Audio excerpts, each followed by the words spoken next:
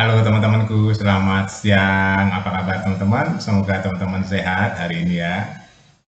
Teman-teman, saya baru saja menyaksikan ya Gibran mau pulang dari Akmil ya, dari daerah Penggemblengan ya di Magelang. Dia nggak lupa langsung menuju ke pasar, ngecek pasar teman-teman. Ya, jadi memang Gibran ini kalau kita berpikirnya jernih ya, dia memiliki karakter yang kuat sekali teman-teman. Karakternya kuat. Nah, ini yang salah satu yang dibutuhkan seorang pemimpin yang memiliki karakter ini, teman-teman, ya. Jadi kalau yang tukang nyinyir, yang pembencinya itu kan tobat-tobat sekarang, ya kan. Bahkan ada yang Prabowo Yes Gibrano ya, itu dari salah satu partai ya, yang sampai hari ini nggak move on ya.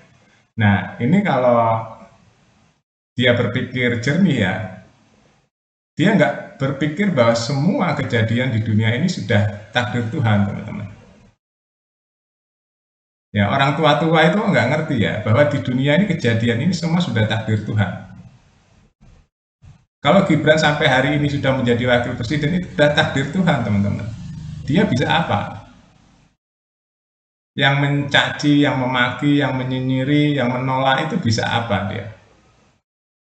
Ya, buktinya dia sudah dari awal menolak, mencaci, mencibir ya, menghujat, memfitnah, nggak mempan ya teman-teman. Ya itu karena kuasa Tuhan. Karena memang kalau kita jernih cara melihatnya, Gibran ini memiliki sesuatu yang kebanyakan orang nggak punya. Saya kasih tahu ya teman-teman, kita pakai rasa ya, jangan pakai logika sok sok pinter gitu ya, apalagi sok sok berpendidikan gitu ya. Jadi para politisi-politisi yang sok tahu itu, dia berpikirnya mentang-mentang Gibran muda, enggak juga. Gibran ini anaknya presiden terbaik ya, namanya Jokowi. Kalau ada yang mencaci maki Jokowi ya dia bukan siapa-siapa teman-teman. Kita bicara fakta aja. Yang suka membenci Jokowi kan orangnya cuma itu aja dan nggak ada prestasinya. Nggak ada prestasi yang membenci Jokowi ya, cuma menghujat mencaci aja. Kalau Jokowi itu filosofinya kerja, kerja, kerja, kerja, kerja, ya. Ngapain ngurusin orang yang nggak mau kerja? Nah, Gibran lebih dahsyat lagi. Pertama, dia muda, dia wali kota terbaik. Dia sekarang menjabat wakil presiden. Ya, dia tidak berubah.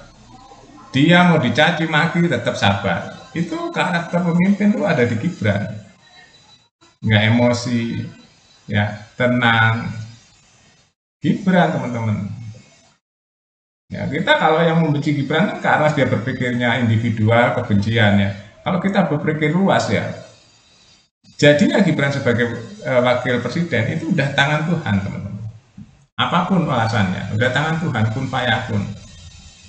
Buktinya dituntut ke Petun yang nuntut kalah PDI Perjuangan. Ya kan? Dari situ aja seharusnya sadar bahwa Tuhan itu sudah mentakdirkan ini semua. Apakah yang menolak Gibran, yang mencaci maki lebih baik dari Gibran? Enggak, teman-teman. Jauh. Enggak, mereka itu enggak lebih baik dari Gibran. Ya, yang tua renta, yang profesor, doktor itu ya. Itu lebih baik dari Gibran? Enggak, teman-teman. Gibran itu memiliki cirinya sendiri. Gibran itu memiliki karakternya sendiri. Ya, dia udah melalui beberapa tahap, teman-teman. Di usia muda dia bisa mengemban wali kota terbaik dan terkreatif. Terlepas dari kontroversi ya, bapaknya seorang presiden. Tapi kalau bapaknya seorang presiden juga dia orangnya arogan, nggak akan jadi wali kota terbaik. Ya, karena bapaknya juga dulu wali kota terbaik di dunia bahkan, bukan di Indonesia saja. Dan hari ini Jokowi salah satu presiden terbaik di dunia. Kalau yang pembenci pasti nggak setuju dengan statement ini. Ya karena memang dasarnya kebencian. Hari ini pembenci Gibran sama, selalu menolak Gibran dan membenci Gibran. Tapi kalau orang yang waras, orang yang pakai logika waras sadar Gibran itu de facto adalah dia wakil presiden yang dicintai rakyat. Lihat aja di mana-mana dia berada, rakyat mengejar-ngejar ingin ketemu, ya, ingin salaman. Rakyat gitu teman-teman. Nah kalau gitu, yang negara demokrasi ini yang berkuasa siapa kalau bukan rakyat?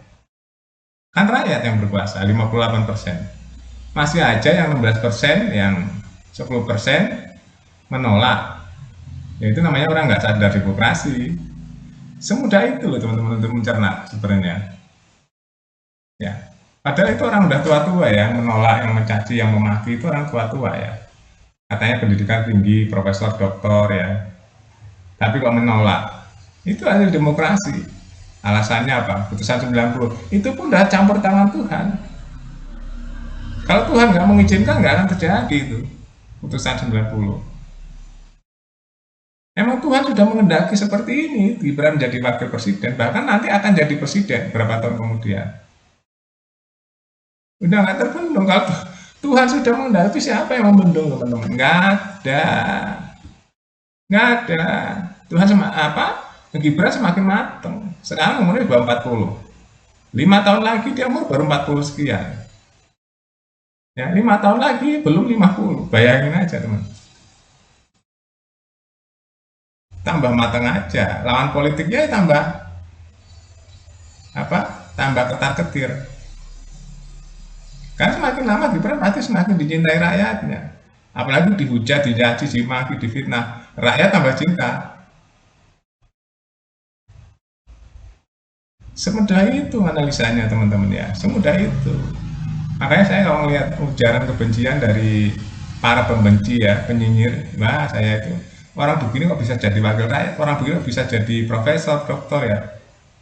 Nganalisanya dari mana ya kebencian-kebencian itu? Yang notabene profesor, doktor. Nah, dari textbook.